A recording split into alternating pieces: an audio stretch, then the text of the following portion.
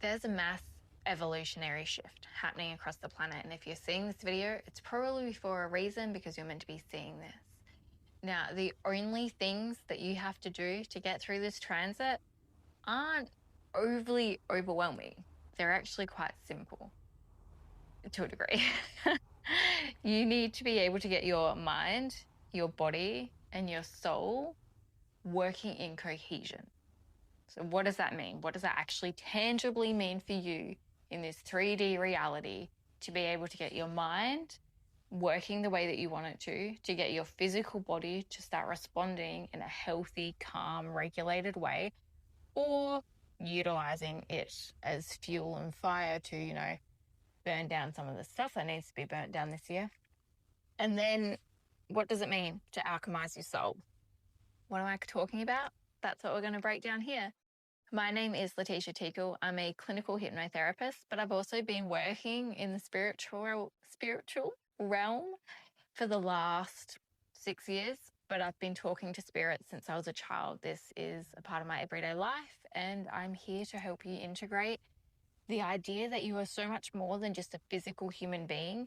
And that is a huge part of what this mass evolutionary collective awakening is going to be, is realizing that there is a soul part of us, whether you want to say it's that you're a part of God, whether you want to say that you're a part of the universe.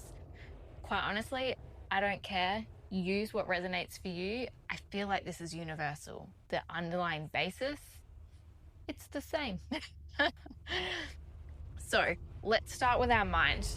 Being that I'm a clinical hypnotherapist, this is what I absolutely love to live and breathe and talk about. So there's been many, many studies that have shown that when you use your mind to pretend that you're like lifting weights, so that you're building your muscles, you'll actually build your muscles without physically doing anything.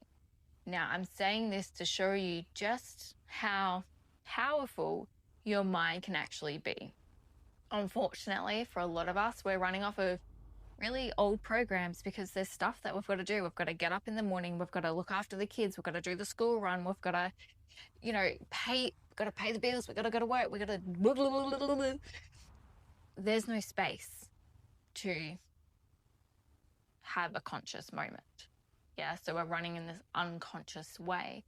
And a lot of that is from our childhood. Now, you've probably already heard all of that, so I don't want to dive into that too deeply. What do you do now? You're like, okay, cool. Now what? How can I actually physically start changing my mind? In your everyday, today life, if you have a thought and you're like, wow, that was really negative, first of all, awareness. You've got to start having awareness about this stuff. If you're at that point, which most of you already probably are if you're watching this, the next thing is the interjection, which is where you're going to give yourself grace to realize that you are uploading a new program every time you see a faulty code. That's what you're doing right now, okay? So it might be, I don't know, a negative thought like, oh my gosh, that I'm such an asshole, right? And you're thinking something bad about yourself, and then you're going to interject that line, that thought pattern, and you're going to redirect it with, no, I was doing this because of X, Y, Z. This is how I feel. I'm actually a really kind person, but I did have a dysregulated moment. And it's not to justify your behaviors. I'm now realizing that that example probably wasn't the best, but it is to stop you from going into the spiral. It is going to allow you space to be like, whoa, I'm mucked up over there. I'm going to give myself some grace. What is it that I do want to believe? So right now, if you take a breath, like I just did, ground in a little bit more, and think about something that you have a belief around. Maybe it's, I'm not worthy enough to show up. Maybe it's, I suck at relationships. Whatever it may be, whatever is a big core theme for you right now that's been kicking around in here, what's one of the lines that comes through? And now what's something that you'd like to believe? Like, hey, I am worthy of showing up. I have something important to share. Or, you know what? I haven't had the best run with relationships, but I'm still worthy of having a really beautiful relationship. And I think I could be really good at it. I might take a bit of learning, and you're going to start rewriting the story, but you're going to start doing that in real time. As they come up, you're going to redirect it, right? It's like you're hitting the ball back, like, we don't do that anymore over here. That's one way to help you get your mind on board. One of the other ways, of course, I'm going to say this, is hypnotherapy. It has been proven to be, oh gosh, what's the stat? I'm not good with statistics, but it was something ridiculous, like 80 or 85%. I could be wrong. Don't quote me on that. More effective than talk therapy. And most clients got through what they needed to within 6 to 8 weeks. That's how potent hypnotherapy is, because you're getting into the subconscious levels, and you're basically, instead of doing this in like a daily routine where you see it, you've got to have awareness about it, and then you can redirect it, and you got to do that over and over and over again until eventually the ball just redirects by itself, right? Almost like hitting a ball with a tennis racket. That was a crappy thought, hit it back over there. Hypnotherapy basically allows you to go down into the basement where all the balls are kept, and you go, nope, nope, nope, nope, nope. Right, which ones are we going to bring in now? This one, this one, this one, this one, this one. Way faster. Way, way, way faster. All right, so that's your mind. And then let's go to the... No, let's go to the soul. Okay. So, how do I explain this? The visual that I got a couple of months ago while I was cleaning the house was basically, it was the globe, it was the world, and there was all of these different players on it, and everything was black and white. And all of these little pegs, little people type things, some of them had their heads lit up, some of them had their bottom half lit up, like their legs, and then the other bits were black. So they may have had a head lit up, but then their body was black, or their legs were lit up, but then the top half of them was black. And the idea around this and the message that I was receiving was, some of us have this beautiful channeling, intuitive, like divine connection part of us, but then we're disconnected, either from our throat down or from our heart space down. It's like we haven't believed it yet. So that's kind of like the worthiness space. And we definitely haven't anchored it down into the physical yet. And then we have other people who had mastered the physical world and their legs were all lit up, but there was no other freaking conscious awareness ticking through the top half at all. It was all black. This isn't a judgmental point. This was just the visual that source gave me as to what was going on with the human collective. I asked them to show me more, and the really cool thing that happened was they then showed me someone who managed to fully integrate, and they became all light. And it's kind of like this thread of light was coming down from, like, I don't know, ether source. I don't know. It's like a ball floating in space, right? And then there was all of these little lines coming down, all of these beautiful cords of energy light. And then they would connect down. And then that person, when they lit up the full length of their body, so they were connected to divine intuition, they were playing it out here on the physical realm. The players then around them started to light up, or they started to kind of like shake or receive more light, which some of them turned on. Most of them did for a while. And that's what's also happening. As one of us lights up, the rest of us kind of go, oh, that's what's possible. It's been happening for ages, but that was a beautiful visual representation of what I was shown. So what does this have to do with your soul? If you are consistently feeling a desire to do something, to say something, to share something, to whatever it is for you, go somewhere, visit somewhere. Quit your job and go and do something else. I don't know. Do it responsibly, please. It's going to have a much greater purpose. The reason that desire has been placed in you is your soul or your higher self or God, whatever it is that relates to you, being like, this way. You heard the message. We gave you the desire. Now, over there, dude. That's why it keeps coming up. That's why you're so dissatisfied in your life, because you're not following your heart's desire, your soul's desire.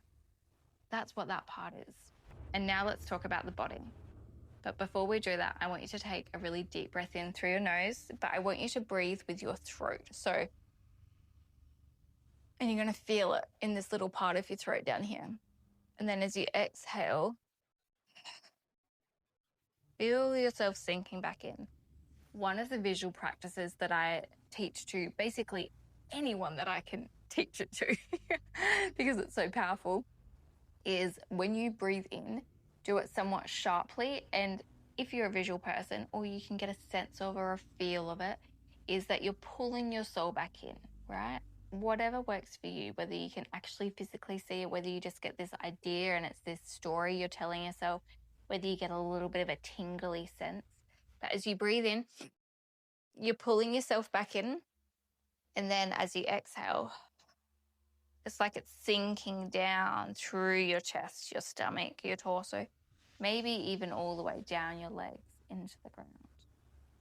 So if we do that a few times, so taking a deep breath in and then allowing it sink down further and further, sinking down into your body. That's it. And doing that again, so taking a deep breath in, pulling back all of your energy, and then allowing it to sink down through your body, through the soles of your feet, maybe down into the earth. We're going to do that one last time, pulling back all of your energy from any people, places, conversations, bringing it all back to you with that deep inhale, and then exhaling, feeling as all of those parts settle back into your physical body.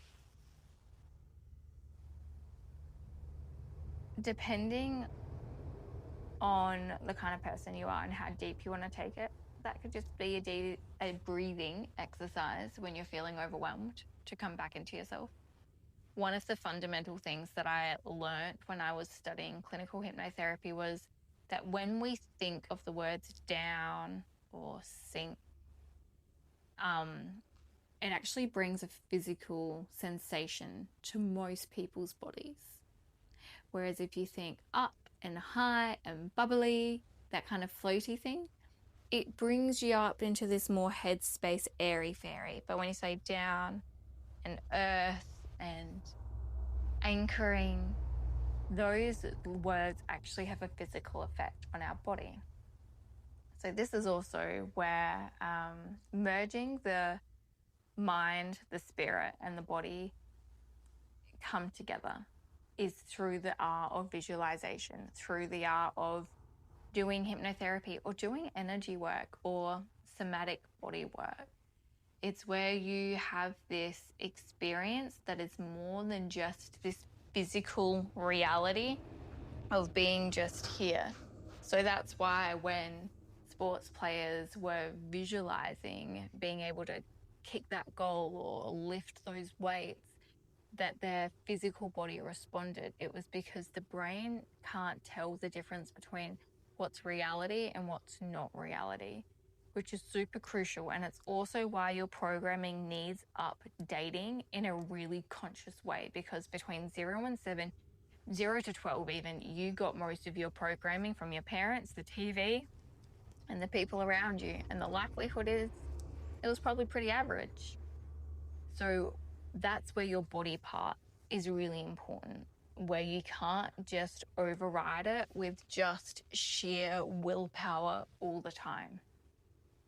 Life doesn't work that way. Yes, your mind plays a beautiful part, but you can't fit a square peg into a round hole, no matter how much you force it, unless you want it to break and you have a mental breakdown. You can utilize your mind to gently lead you into a more peaceful and cohesive way of thinking, but you cannot bash two different ideas or two different beliefs and think that it's going to just magically fit. So the redirection thing, if you are doing that and you feel like it is so deeply untrue, that new thing that you're trying to override it with, you probably have more layers underneath that need addressing before you can use that tactic. That is a tactic that you can usually, if it's in your conscious awareness, you can usually use that tactic. Sometimes it's too much and your body will be like, that's not true. Or your brain will be like, what a load of crap. And if that happens, that is when doing something like hypnotherapy that is so much deeper, because you might be getting this ball, right, that I was talking about before, and you might be hitting it back, but you don't realize that there's like a million other identical balls under there. And that is why it feels so untrue. Like, I'm not worthy enough. Yes, I am. But what you don't realize is that there's a basement of evidence of why you're not worthy enough. So sure, you can just keep hitting the ball one by one as it comes up, but damn, that is going to be a slow process. That is going to be slow, slow, slow. So when you're able to have a physical experience where you finally believe that you're worthy enough and your body kind of tingles and it relaxes and it responds in a certain way, that is cellular change within the body. That is what anchoring in actually means, because your physical body is a part of this 3D reality. Your mind, I see it as the bridge between the physical world and the ether, God, consciousness, whatever you want to call it, right? That's the middleman. But your physical body is what plays out the 3D reality. It is a physical thing. So you need to get that on board to anchor in any of it. So if you're going into this 2026 year, the year of the fire horse, and you've got all of this beautiful determination, that's great. But you can't barge down the door and expect it to work. Your body has to be on board with you. Yes, I know I missed something and then I'm forgetting something. I will talk to myself out loud sometimes because it's not necessarily just me talking to myself. Having moments in time where you get to experience beautiful, positive emotions and feel them in your physical body, whether it's through real life experiences that show you the opposite of what your reality's been so far, or whether that's through something like hypnotherapy, and then your brain anchors that in as a real life tangible experience. That is what your body needs to feel safe. And once you feel safe, your capacity expands. There was one person that I met, and I went to go drive down this four-wheel drive track, right? And I had them with me. I've done four-wheel driving before. It was a really straight road. It wasn't really four-wheel driving at all. It was, anyway. I started to go down there. This person had never done four-wheel driving in their life, never gone on a dirt road. So here I am being like, oh, cool, look at this track.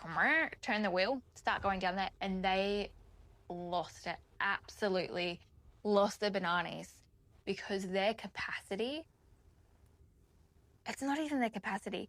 What they knew was here, which was normal roads, no four-wheel driving, right? Whereas my capacity and my experience was out here. So I felt safe doing it. I was like, what's the problem? But for them, it was the fear of the unknown, the fear of not feeling safe, the fear of not being in control, and they absolutely lost their bananas. So that's why we need new experiences, whether they are real in like this physical world or through hypnotherapy, to help us expand what we believe is possible. And the reason for that is because then our body goes, oh, cool, I've done this and I know I'm safe. A really great way to start expanding your own capacity, particularly if you're stuck in a rut, is to start walking new paths, literally around your neighborhood. And the reason for that is the likelihood is that when you go for a walk, you tend to walk the same path, yeah? Maybe today you go left instead of right, and see how that feels. See if it brings up any fear of like, oh, I don't know what's down here, or if you're okay with it.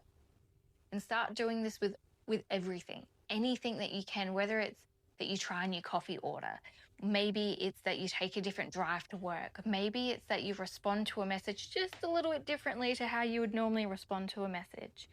And in that breaking of what is your robotic, unconscious programming that we talked about at the beginning, where we just go about our daily day and we do the things we have to do, tiny, minute tweaks to this starts teaching the body and the brain and you that it is safe for new experiences, that it is safe to try something new and maybe you'll be okay. And when you start doing that, these little tweaks become little growth points, and you go from here to here with your capacity, right? The ball, like the little ball, expands just a little bit. And then next minute you're like, oh, maybe I could try and be a little bit bolder or a little bit braver. And maybe you set a boundary. Or maybe you go to a somatic breathwork class that you've never been to before because you're like, I'm ready to try something really new now, right? And it expands a little bit more. And the more of these experiences you have, the safer you're going to feel to try new things, to step up into that role, to chase that desire, to have that relationship that you are so fearful of right now. And then gradually, like, what was I afraid of? This is the best thing ever. Because usually on the other side of that fear or that block or that limiting belief is actually the thing that God, the universe, our higher selves has been trying to lead us to. It's why it keeps knocking on the door. It's why it keeps tapping on the inside, because you're actually meant to experience it this lifetime. If this podcast resonated at all, please let me know by liking and subscribing. And if you feel like there's a friend that you're like, dude, you could definitely listen to this, please feel free to send it across to someone. Have a wonderful day, and I'll see you on the next one.